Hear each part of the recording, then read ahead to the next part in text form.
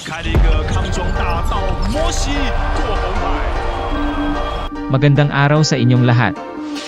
The Daily Trend here, at narito tayo muli para sa isang kapanapanabik na laban sa 2024 William Jones Cup.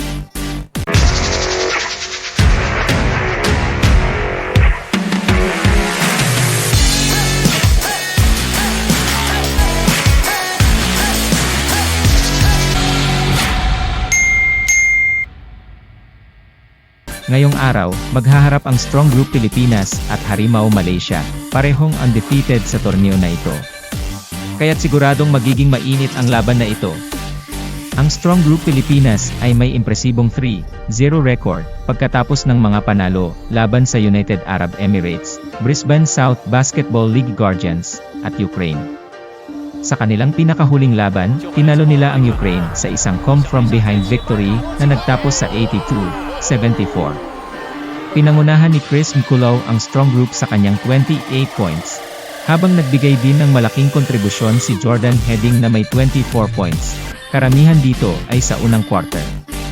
Si Kiefer Ravena naman ay nagpasiklab sa fourth quarter, lahat ng kanyang 10 points ay ginawa sa huling bahagi ng laban. Sa kabilang banda, ang Harimao Malaysia ay walang talo rin sa torneo, hawak din ang 3-0 record.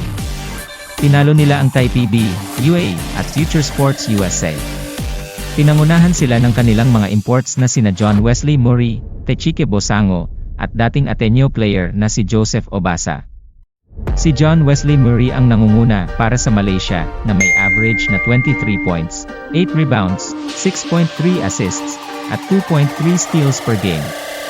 Kasama niya si Joseph Obasa na may average na 19 points, 15.3 rebounds per game. Samantala, si Chen Hongping, isang Malaysian national team mainstay, ay may average ng 17.7 points per game at may 41.7% shooting mula sa 3-point range. Ang laban na ito ay hindi lang basta laban ng dalawang kuponang walang talo, kundi laban din ng mga manlalarong may kanya-kanyang ipinagmamalaking talento. Ang Strong Group, sa pangunguna ni Chris Mkulov, Kiefer Ravena, at Jordan Heading, ay magpapakita ng kanilang lakas at determinasyon. Ang Malaysia naman, na may mga standout players tulad ni John Murray at Joseph Obasa, ay tiyak na magpapakita ng kanilang husay at galing sa court. Kaya't mga kababayan, huwag nating palampasin ang laban na ito.